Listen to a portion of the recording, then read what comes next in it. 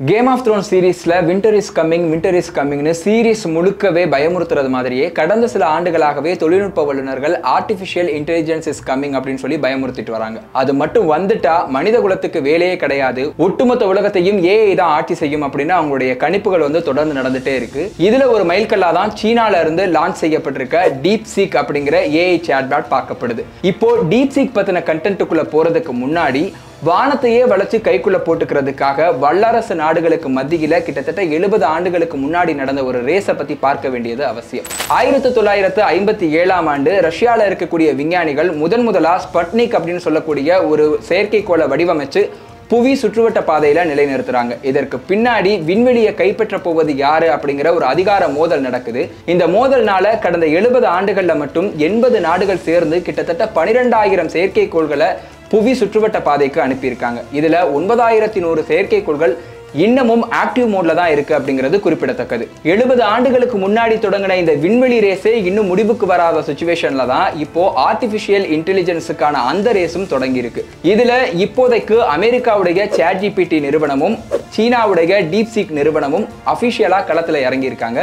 So அத பத்தி தான் பார்க்க போறோம். 2022ஆம் ஆண்டு நவம்பர் மாதம் அமெரிக்காவோட ஓபன் ஏஐ நிறுவனம் ChatGPT என்கிற ஏஐ சாட்பாட்டை அறிமுகப்படுத்தினாங்க. ChatGPT வருகைக்கு பிறகு எல்லோரும் பயந்த மாதிரி ஒட்டுமொத்த மனித குலமும் வேலையை இழக்கலனாலும் பல துறைகள்ல அதோட பாதிப்பு அதிகமாகவே இருந்தது. 6 மாசத்துல அமெரிக்கால மட்டும் 3000 பேருக்கு வேலை பறிபோனது. அமெரிக்கால இருக்க 23% நிறுவனங்கள் தங்களோட 49 விழுக்காடு எம்ப்ளாயிஸை தூக்கிட்டு அந்த வேலையை செய்ய ChatGPT வச்சுக்கிட்டாங்க. 2022 நவம்பருக்கு பிறகு ChatGPT பல வெர்ஷன்களை வெளியிட்டது. சாட்பாட்டை முழுமையா யூஸ் பண்ணணும்னா அதுக்கு பிளஸ் ப்ரோன்னு 2 சப்ஸ்கிரிப்ஷன் வாங்கணும்னு சொன்னாங்க ஓபன் ஏஐ.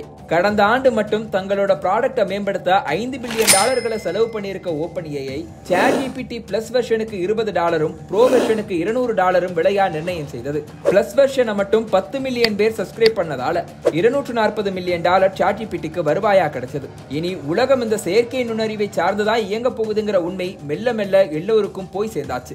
ஆனா அமெரிக்கா இந்த வாய்ப்பை பயன்படுத்திக்கிறதுக்காக 2022ஆம் ஆண்டே பல வேலைகளை பார்த்திருக்கு. அதுல முக்கியமான ஒரு விஷயம் செயற்கை நுண்ணறிவை மேம்படுத்த தேவையான தொழில்நுட்பம் மற்றும் செமிகண்டக்டர் மாதிரியான மூலப்பொருட்களை மற்ற நாடுகளோட பகிர்ந்து கொள்வதில் விதிக்கப்பட்ட நிபந்தனைகள் தான். சீனா, ரஷ்யா, ஈரான், வடகொரியா எல்லாம் அமெரிக்காவோட தடை செய்யப்பட்ட நாடுகள் பட்டியலில் இருக்கிறதால செயற்கை நுண்ணறிவு தொழில்நுட்பம் பற்றிய பெரிய அளவுக்கான தரவுகளையோ மூலப்பொருட்களையோ அமெரிக்காவிடமிருந்து பெற முடியாத சூழல்ல இருந்துச்சு. ஆனா இதையெல்லாம் சீனா முறியடிச்சிட்டதுதான் அமெரிக்காவுக்கு பெரிய இடியா இறங்கியிருக்கு. அமெரிக்காவோட உதவிகளே இல்லாம சீனா உருவாக்கி அறிமுகப்படுத்தி இருக்கும் டீப்சீக் என்கிற ஏஐ சாட்பாட் உலகம் முழுக்க வேகமா தாக்கத்தை ஏற்படுத்தி வருது. இதனால ஏஐ தொழில்நுட்பத்திற்கு தேவையான செமிகண்டக்டர் தயாரிப்பில் உச்சத்தில் இருக்கக்கூடிய அமெரிக்காவின் என்விடியா மட்டும் ஒரே நாள்ல $600 மில்லியன் மேல சந்தை மதிப்பை இழந்திருக்கு. இதுல கவனிக்க வேண்டியது என்னன்னா ChatGPT $500 பில்லியன் செலவு பண்ணி உருவாக்கின சாட்பாட்டை சீனா வெறும் $6 மில்லியன் உருவாக்கினதுதான். ChatGPT லான்ச் செய்யப்பட்டு கிட்டத்தட்ட 6 மாதங்கள் கழிச்சு தான் 2023ஆம் ஆண்டு மே மாதம் டீப்சீக் நிறுவனமே உருவாக்கப்படுது.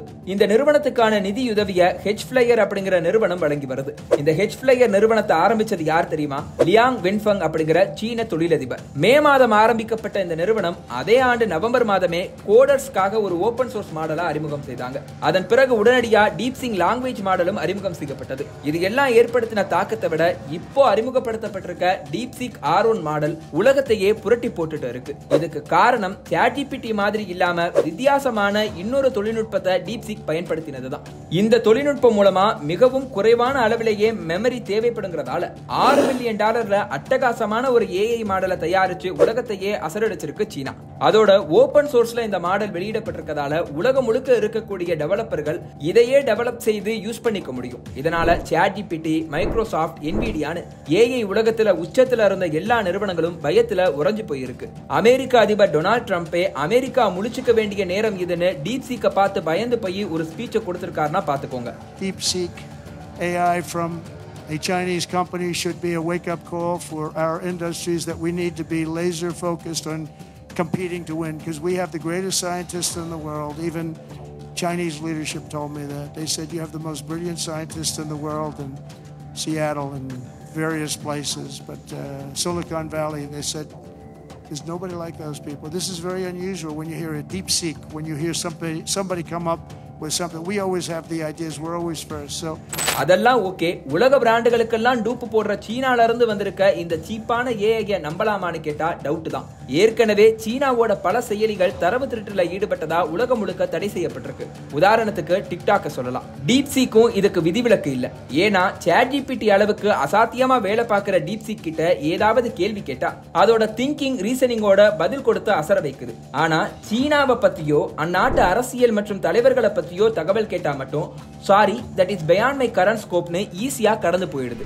என்னடா இது சீனால தயாரிக்கப்பட்ட ஒரு ப்ராடக்ட்டே அந்த நாட்டை பத்தின தகவல்களை ஒழுங்கா சொல்ல மாட்டேங்குது, சம்திங் இஸ் ஃபிஷின்னு உங்களுக்கு தோணுதா? இதனாலதான் ஒட்டுமொத்த உலகமும் ஆச்சரியம் கலந்த பயத்தோட டீப்சீக்கை பார்த்துட்டு இருக்காங்க. ஒருவேளை நீங்க டீப்சீக்கை பயன்படுத்த நினைச்சீங்க அப்படின்னா உங்களுக்கு ஒரே ஒரு அட்வைஸ் மட்டும்தான், use it at your own risk.